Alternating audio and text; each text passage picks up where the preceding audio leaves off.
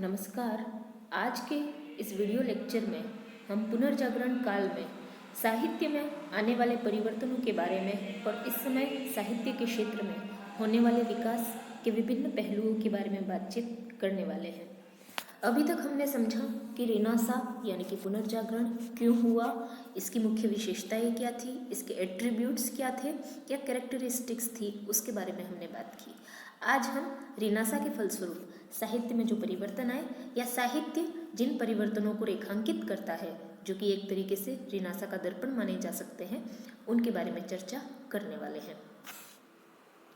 आइए बात करते हैं रेनेसां लिटरेचर के बारे में। जैसा कि हम जानते हैं कि पुनर्जागरण युग में पुराने से सामंजस्य करके नवीन के निर्माण की शुरुआत हुई, तो इस नवीन का निर्माण का जो प्रभाव है वो साहित्य, कला, विज्ञान, बल्कि मानव जीवन के प्रत्येक क्षेत्र में हमें देखने को मिलता है।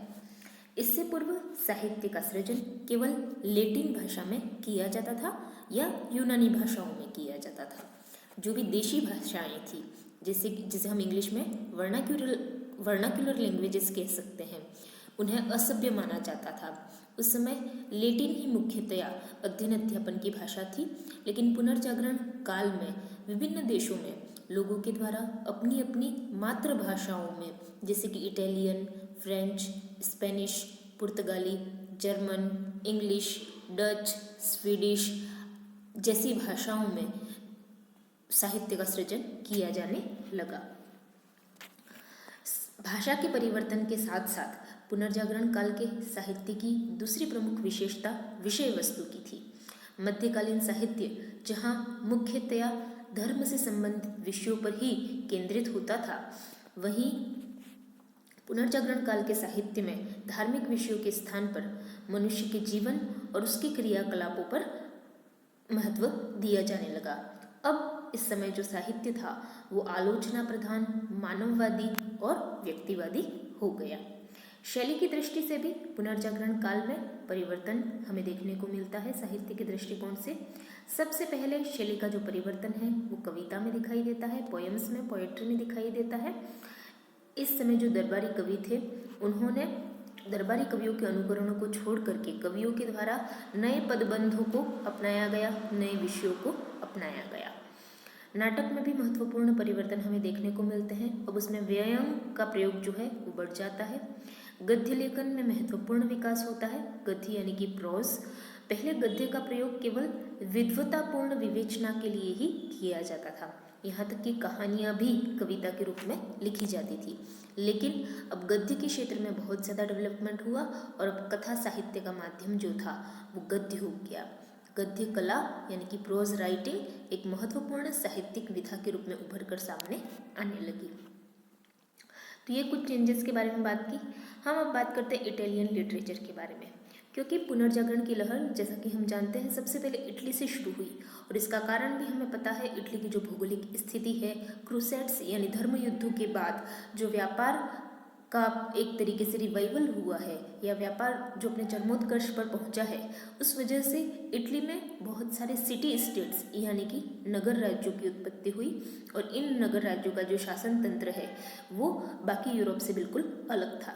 एक तरीके से ये कहा जा सकता है कि जहाँ इटली का माहौल शहरी था, वहीं यूरोप के अन्य देशों का माहौल जो था वो ग्रामीण था। और शहरी क्षेत्र में विचारों के आदान प्रदान के बहुत सारे अवसर मौजूद होते हैं। तो यही कारण है कि इटली से ही शुरुआत होती है पुनर्जागरण की। इसके अलावा भी और भी बहुत सारे रीजंस हैं जिनकी वजह से इटली से पुनर्जागरण काल की शुरुआत हम मानते हैं। तो यह स्वाभाविक ही था कि इटली से ही साहित्य के क्षेत्र में भी पुनर्जागरण की सर्वप्रथम अभिव्यक्ति हो। जिन इतालवी साहित्यकारों की रचनाओं में पुनर्जागरण का संदेश देखने को मिलता है, उनमें आते हैं मेनली दांते और पेट्रार्क। दांते पहले ऐसे व्यक्ति थे जिन्होंने बोलचाल की भाषा में साहित्य का सृजन किया। उनका जो सबसे प्रसिद्ध उनकी पुस्तक है उसका नाम है द डिवाइन कॉमेडी। इसकी रचना उन्होंने अपनी मातृभाषा टस्कनी में की। टस्कन इटली में एक प्रदेश का नाम है और इस प्रदेश में बोली जाने वाली भाषा को टस्कनी कहा जाता था, जो कि दांते की मातृभाषा थी। यह टस्कनी भाषा ही फिर आगे चलकर के इटली की साहित्यिक भाषा बन गई। डिवाइन कॉमेडी नामक पुस्तक जो है उसकी विषय वस्तु है मृत्यु के बाद आत्मा की स्थिति। दांते इस पुस्तक में मृत्योपरांत आत्मा की नरक और स्वर्ग की काल्पनिक यात्रा का वृत्तांत प्रस्तुत करते हैं। इस रचना के द्वारा दांते मनुष्य को नैतिक और संयमी जीवन यापन करने की प्रेरणा देते हैं। यद्यपि यह पुस्तक जो है उसकी विषय वस्तु मध्यकालीन है और अध्यात्म से रिलेटेड है, लेकिन इसकी जो साहित्यिक श्रेष्ठता है और लोक भाषा में इसकी रचना करने के कारण यह आध्यात्मिक विषय भी एक सरस रूप में चित्रित हो पाया है। यहाँ पे राइट हैंड साइड में आप एक इमेज देख पा रहे हैं जिसमें दांते जो है वो अपनी बुक को शो कर रहे हैं, डिवाइन कॉमेडी को, और पीछे उनके पीछे जो इमेज है वो एक तरीके से एक तरफ तो हेल को दिखा रही है और दूसरी तरफ दिखा रही है हेवन को। ये एक फ्रेस्को पेंटिंग है जिसमें दांते को इस तरीके से चित्रित किया गया है। तो हमने जाना दांते के बारे में। दांते की दूसरी जो रचनाएं हैं उनमें विता नुआ और द मोनार्किया श्रेष्ठ हैं। विता नुआ जहाँ प्रेम गीतों का संग्रह है, वहीं द मोनार्किया जो है वो पॉलिटिकल फील्ड में दांते के विचारों को बताती है। दांते के बाद जो महत्वपूर्ण लेखक हैं उनका नाम है पेट्रार्क। लेकिन क्योंकि हम पेट्रार्क के बारे में, उनके फैमिलियर लेटर्स और उनके मानववाद को लेकर कंट्रीब्यूशन के बारे में इससे पहले के वीडियो के बारे में चर्चा कर चुके हैं जब हमने ह्यूमनिज्म यानी कि मानववाद को समझा था, तो अब हम बात करेंगे पेट्रार्क के शिष्य बुकासियो के बारे में। बुकासियो जो है उन्हें इतालवी गद्य यानी कि इटालियन प्रोज का जनक माना जाता है। उनकी सबसे जो सर्वश्रेष्ठ कृति है उसका नाम है डेकेमेरॉन। इसमें कुल 100 कहानियों का संग्रह है और इस कॉमिक संग्रह में कहानी कहने की एक नई शैली का विकास किया गया है। इसमें कहानियों के माध्यम से लेखक ने तत्कालीन इतालवी संपन्न और संभ्रांत समाज में व्याप्त नैतिक भ्रष्टाचार की कहानियाँ प्रस्तुत की हैं। इस पुस्तक में अनेक कहानियों के माध्यम से यूरोप में 1348 में 13th सेंचुरी में फैले भयंकर रोग ब्लैक डेथ का वर्णन किया है और लोगों तक मानवता और दया का संदेश पहुंचाने की चेष्टा लेखक के द्वारा की गई है।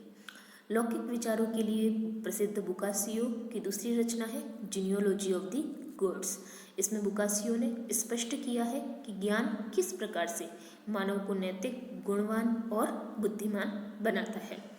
दांते, पेट्रार्क, बुकासियो के अतिरिक्त इतालवी लेखकों में एरियास्ट्रो, टासो, सेल्यूतानी आदि पुनर्जागरण काल के साहित्य के लिहाज से महत्वपूर्ण माने जाते हैं। इटालियन लिटरेचर के बाद अब हम बात करते हैं इंग्लिश लिटरेचर के बारे में। क्योंकि पुनर्जागरण सिर्फ इटली तक केंद्रित नहीं रहा, इटली के बाद यह नॉर्दर्न यूरोप में फैला, जिसे हम नॉर्दर्न रेनांसा के नाम से भी जानते हैं, उत्तरी पुनर्जागरण के नाम से भी जानते हैं।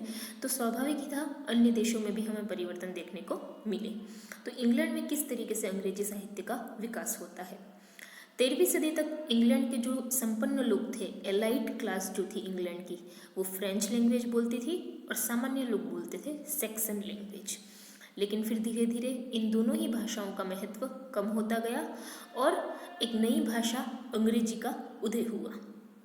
फ्रेंच भाषा एलिट क्लास लैंग्वेज शुरू से ही मानी जाती थी, न सिर्फ फ्रांस में बल्कि फ्रांस से बाहर भी। लेकिन इसको रिप्लेस करके एक नई लैंग्वेज, इंग्लिश लैंग्वेज का जो है वो उदय होता है। प्रारंभिक अंग्रेजी साहित्य में सबसे महत्वपूर्ण जो व्यक्तित्व हैं वो है पोएट चौसर। आप में से जिसने भी इंग्लिश लिटरेचर पढ़ा होगा उन्हें पता होगा चौसर के बारे में, क्योंकि उन्हें अंग्रेजी कविता का पिता कहा जाता है। उन्होंने अपने समय की प्रचलित भाषा का प्रयोग किया जो कि एंग्लो सैक्सन और आधुनिक अंग्रेजी भाषा के बीच की कड़ी थी। उनकी सबसे प्रसिद्ध रचना का नाम है कैंटरबरी टेल्स। इस रचना में चौसर के द्वारा कैंटरबरी की यात्रा, कैंटरबरी एक जगह का नाम है, कैंटरबरी की यात्रा पर निकले लोगों के वास्तविक गुण और दोषों का विनोदपूर्ण वर्णन किया है। जिस प्रकार दांते की रचनाओं में हमें मध्ययुगीन विचारों की झलक मिलती है क्योंकि वह आध्यात्मिक विषय पर लिखी गई है, ठीक वैसे ही चौसर की रचनाओं में इंग्लैंड के मध्यकालीन समाज की झलक हमें देखने को मिलती है। चौसर के बाद पुनर्जागरण की विचारधारा को इंग्लैंड में आगे बढ़ाने का कार्य किया जॉन कॉलेट और थॉमस मूर ने। जॉन कॉलेट लंदन में स्थित सेंट पॉल कैथेड्रल के डीन थे। संत पाल के विचारों पर, सेंट पॉल के विचारों पर उनके आलोचनात्मक व्याख्यानों ने उन्हें वैसे ही काफ़ी विख्यात बना दिया था। सेंट पॉल्स के नाम से बहुत सारे स्कूल्स इंडिया में एस्टेब्लिश्ड हैं, आपने नाम सुने होंगे उनके, तो ये वही सेंट पॉल हैं। जॉन कॉलेट के सेंट पॉल पर जो व्याख्यान थे वो मानववाद में धार्मिक दृढ़ संकल्प के उत्तम उदाहरण माने जाते हैं। टॉमस मूर की अगर हम बात करें तो टॉमस मूर एक बहुत ही व्यस्त व्यक्ति थे। उनका प्रोफेशन एक वकील का था, एक राजनीतिक नेता थे और वो इंग्लैंड के लॉर्ड चांसलर भी रहे। उन्होंने एक ग्रंथ की रचना की जिसका नाम है यूटोपिया। यूटोपिया का शाब्दिक अर्थ होता है कल्पना लोक, यानी एक ऐसी इमेजिनेशन जो कभी भी साकार रूप नहीं ले सकती, लेकिन उस आदर्श इमेजिनेशन की कल्पना की गई है। यद्यपि मूर ने यूटोपिया नामक ग्रंथ की रचना लैटिन भाषा में की थी, लेकिन शीघ्र ही इसका अंग्रेजी भाषा में अनुवाद कर दिया गया। इस ग्रंथ में मूर ने अपने युग के समाज और सरकार की हास्यपूर्ण आलोचना की। उसने प्लेटो का अनुसरण करते हुए अपनी रचना में एक आदर्श नगर का विवरण प्रस्तुत किया और उस समय इंग्लैंड के नगरों में जो कुरूपता विद्यमान थी उसको कॉन्ट्रास्ट करने के लिए एक आदर्श नगर का विवरण उन्होंने प्रस्तुत किया। पुनर्जागरण काल में इंग्लैंड में जो सबसे महान शख्सियत हुई है उनका नाम है विलियम शेक्सपियर। आप सभी ने उनका नाम सुना होगा। मानव जीवन के बहुत सारे पहलुओं का और स्थितियों का अंकन करने में शेक्सपियर को जितनी सफलता मिल पाई है उतनी शायद ही किसी को मिल पाई होगी। शेक्सपियर के बहुत सारे कॉमेडी नाटक भी हैं और ट्रेजेडिक ड्रामा भी हैं, जैसे कि हेमलेट है, मैकबेथ है, जो कि ट्रेजेडी ड्रामा की कैटेगरी में आते हैं। उसके अलावा बहुत सारे ओथेलो है जैसे, तो ऐसा माना गया है कि मैकबेथ में स्पेशली ये कहा गया है कि शेक्सपियर ने यह दिखाने की कोशिश की है कि सबसे बुरे से बुरे इंसान में भी कहीं न कहीं मानवीय करुणा का अंश जो है वो विद्यमान रहता है। तो मानवीय स्वभाव को, मानव मन को जिस बारीकी से शेक्सपियर ने उकेरा है उतना आज तक शायद कोई नहीं कर पाया है। इंग्लिश लिटरेचर के बाद आइए हम बात करते हैं पॉलिटिकल लिटरेचर यानी कि राजनीतिक साहित्य के बारे में। पुनर्जागरण के परिणाम स्वरूप क्योंकि यूरोप के राजनीतिक क्षेत्र में भी परिवर्तन हमें देखने को मिला, मध्य युग में जहाँ सामंत प्रभावशाली थे और उन्होंने राजाओं से भी अधिक शक्ति अर्जित कर ली थी, लेकिन पुनर्जागरण काल तक पहुँचते हुए हम देखते हैं कि सामंतवाद का पतन हो जाता है और राजाओं की शक्ति का फिर से विकास होने लगता है। तो राजनीतिक चिंतन के क्षेत्र में सबसे पहला जो नाम है वो है दांते का। दांते ने अपनी कृति द मोनार्किया में बताया कि अधार्मिक विषयों में यानी कि पॉलिटिकल फील्ड में राजशक्ति ही सर्वोच्च होनी चाहिए। उसी तरह फ्रांस के विद्वान मार्सिग्लियो ने अपनी कृति डिफेंडर ऑफ पीस में पोप के राजनीतिक हस्तक्षेप को अनुचित बताया, क्योंकि हमने इससे पहले के वीडियोस में यह समझा है कि किस तरीके से पॉप जो है वो यूरोप के केस में, क्रिश्चियनिटी की केस में न केवल रिलीजियस लीडर था बल्कि एक पॉलिटिकल लीडर भी था। होली रोमन एम्पायर की जो पूरी अवधारणा है, या एक तरीके से पॉप जो है वो हर राजा को आदेशित कर सकता है, ये जो अवधारणा थी वो कहीं न कहीं उसका अब विरोध किया जाने लगा। इस युग का जो सबसे बड़ा राजनीतिक चिंतक था उसका नाम था मैकियावेली। वह इटली के फ्लोरेंस नगर का निवासी था और वहाँ के कई राजाओं का सचिव रह चुका था, इसलिए उसे राजनीतिक दाव पेचों का अध्ययन और मनन करने का अवसर प्राप्त हुआ था। उसकी सर्वाधिक महत्वपूर्ण कृति है द प्रिंस। मैकियावेली पुनर्जागरण युग का पहला लेखक था जिसने स्पष्ट शब्दों में राज्य के धर्मनिरपेक्षीकरण की बात की, क्योंकि उसका विश्वास था कि धर्म ने राज्य को निर्बल बनाया है।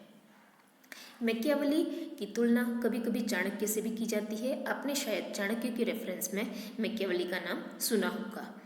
इंग्लैंड का हॉब्स नाम का एक और प्रसिद्ध राजनीतिक चिंतक था जिनके द्वारा लेवियाथन नाम की पुस्तक लिखी गई थी। इस पुस्तक में हॉब्स के द्वारा राज्य की उत्पत्ति के सिद्धांत को प्रतिपादित किया गया, यानी कि ओरिजिन ऑफ द स्टेट पर उन्होंने प्रकाश डालने की कोशिश की। यहाँ पर राज्य से मतलब राज्य एक इकाई के तौर पर है। यहाँ पर राज्य किसी स्टेट को नहीं कहा गया है, किसी प्रोविंस को, किसी प्रांत को नहीं कहा गया है, बल्कि राज्य एक इकाई के तौर पर यहाँ पे लिया गया है। हॉब्स राज्य की सार्वभौमिकता और राज्य के सर्वोपरि नियंत्रण में विश्वास रखता था। ये राइट हैंड साइड पे आप मैकियावेली की इमेज को देख पा रहे हैं, जो इटली के फ्लोरेंस नगर में रहे और जिन्होंने द प्रिंस नाम की पुस्तक को लिखा। तो ये हमने बात की पॉलिटिकल लिटरेचर के बारे में, किस तरीके से इस समय का जो पॉलिटिकल लिटरेचर है या और भी अन्य तरीके का जो लिटरेचर है, चाहे वो इटली में लिखा गया हो, चाहे वो इंग्लैंड में लिखा गया हो या चाहे अन्य किसी भी देश में इस समय पर अगर लिटरेचर लिखा गया है, तो पुनर्जागरणकालीन भावनाओं को, अवधारणाओं को बखूबी प्रदर्शित करने की कोशिश करता है। जैसे कि धर्म के क्षेत्र में अगर चर्च के प्रभुत्व को नकारने की बात हो, राजा के महत्व को स्वीकार करने की बात हो या फिर सामंतों के जीवन पर कटाक्ष करने की बात हो, किसी भी तरीके से हम देखें या लोक भाषाओं के प्रयोग की बात हो, लैटिन को डिस्कार्ड करने की बात हो, हर तरीके से इस समय पर साहित्य जो है वो कहीं ना कहीं पुनर्जागरण काल की जो कैरेक्टरिस्टिक्स हैं, इसके जो एट्रीब्यूट्स हैं, जैसे कि मानववाद, इंडिविजुअलिज्म यानी कि व्यक्तिवाद या फिर क्लासिकल लिटरेचर पर फोकस, क्योंकि प्राचीन यूनानी और रोमन सभ्यताओं का अध्ययन इस समय बहुत ही महत्वपूर्ण हो गया था, तो इन सारे एट्रीब्यूट्स को अपने में समेटे हुए है इस समय का साहित्य। धन्यवाद।